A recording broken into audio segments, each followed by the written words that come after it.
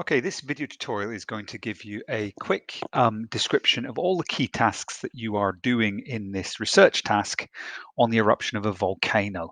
And my first piece of advice before you get started is to select a volcano that has erupted reasonably recently. And I would say anything that's erupted in the last 30, 40, maybe 50 years at most. Because one of the tasks involves you finding video footage of the eruption and its after effects, and therefore you're going to want something that has been filmed. Also, you'll find more recent eruptions, there's a lot more information about them on the World Wide Web. But when you select your volcano, do try to make it interesting, but make sure that there is enough information on the actual eruption to allow you to complete this task. Okay, there are, if you look down the whole task, 7 tasks. Some of them are quite easy to complete and quite quick, and others will just take a little bit of time for you to think and write through. You'll have seen in my main guidance that one of the important things is anything that is to be written must be in your own words. And wherever I say write in detail, that does mean that you want to expand on your descriptions or your explanations as much as is possible. Okay. Second advice is please pay attention to the number of marks that are allocated, because this does have a direct link to the amount of writing you're probably being expected to do. So in our first task, where in the world is the volcano? Oh, by the way, first of all, you should type up here the actual name of your volcano and when it last erupted. Okay, so I want the name of the volcano and the date of its last eruption. And it doesn't have to be the actual last eruption. It's got to be the eruption which you are focusing on in your kind of task 5, because task 5 is looking at what happened when the volcano erupted. When it and therefore you've got to make sure that it links with the date of the eruption you give here. Volcanoes often have erupted many times in recent years, and therefore the one that you're focusing in on, it should be the date that you give. Right, task 1, the very first mark is just for finding a map that does show me where in the world your volcano is. So once you've found a map that maybe has your volcano marked on it, unless your volcano is clearly highlighted on the map, you're going to want to make sure you somehow maybe indicate where it is using an arrow. So what you might do is if you copy the map into, take a copy of it and go to this drawing tool here and go new. And then when you open up this tool, it will allow you to paste your map into this box here. And you can, once your map is pasted, you can add arrows using this little function here there to your map, and you can even add a little text box with the name of your volcano marked on it. So when I look at the map, my eye is very quickly drawn to the actual location of your volcano. Choosing a good map is quite important because you don't want just a map of the very small local area. I want to have a kind of a wider sense of where in the world it is. So that should either be where it is in relation to the rest of the country or where it is in relation to the rest of the world. So it could be a world map or a country map.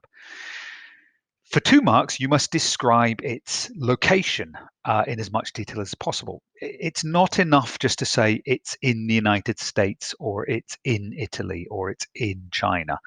You need to say where within that country. Is it in the northern area, southern area, east and west? Is it on a coast? Is it inland? Is it next to another country? Is it next to an ocean? What's around it? So give a paragraph that describes its description for 2 marks. Okay, and all of that work should be done here. The map and your description should be put in this box. Okay, the next task is to find a basic fact file of information about your volcano. It could be how big it erupted, the explosivity of the eruption. There is a scale for measuring how big eruptions are. It could be to do with the most recent eruptions. It could be to do with the height of the volcano, the number of people that died last time it erupted. Any facts that you find. It doesn't need to be a massive fact file, but it should be some interesting facts that really capture the attention. And some of these should have data. So it should be driven by some numbers in your facts. There's 2 marks for that. Okay, now comes a bit which is in total worth 6 marks. Quite an important step. Why did it erupt?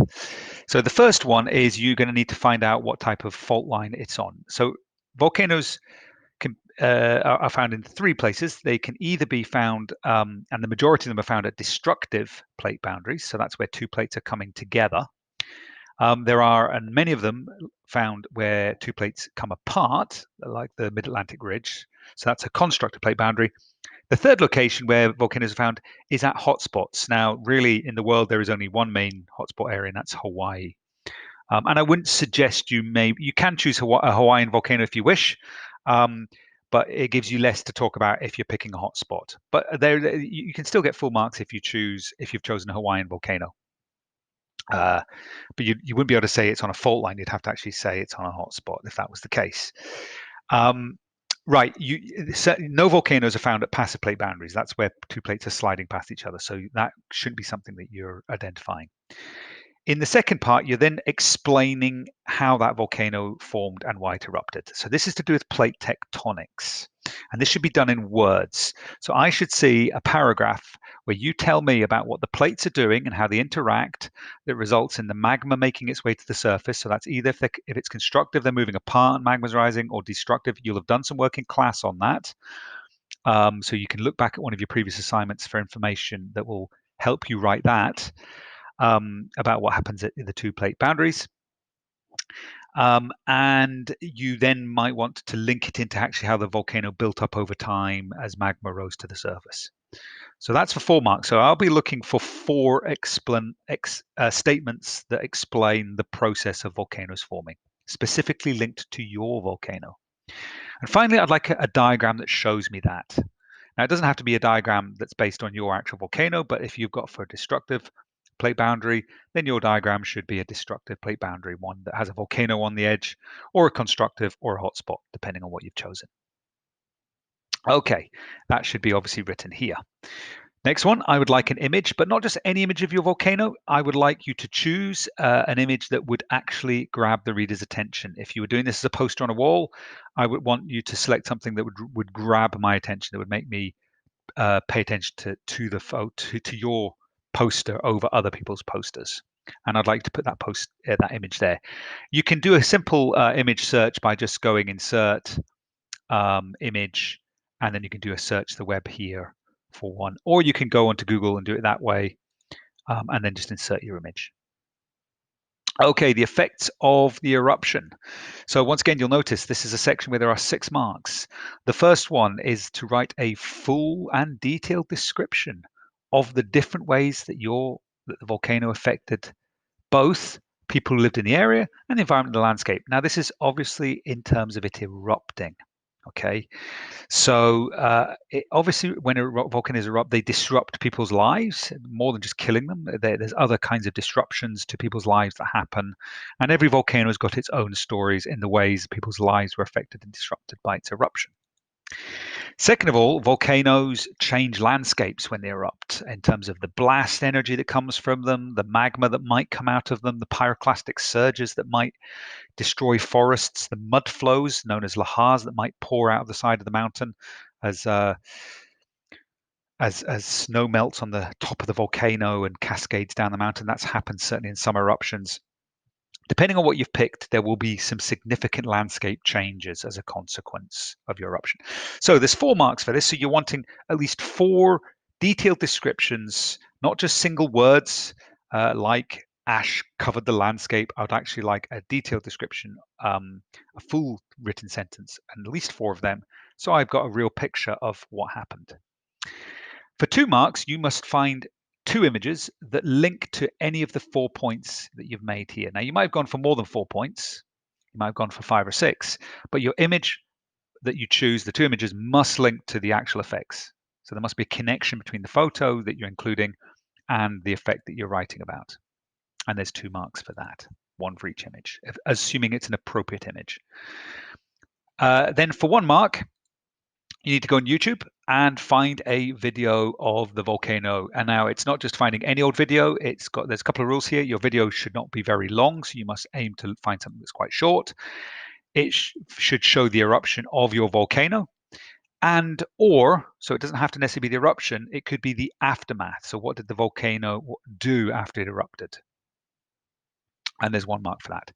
And then finally, every location that you got an image or facts or a map or anything that you wrote that came off the internet, I'd like to copy the web address. You just go up here and copy the web address and paste it. So the references should be quite lengthy, assuming you've used lots of different sources to pull together your research. Okay, so in total, you'll find that this is worth 20 marks.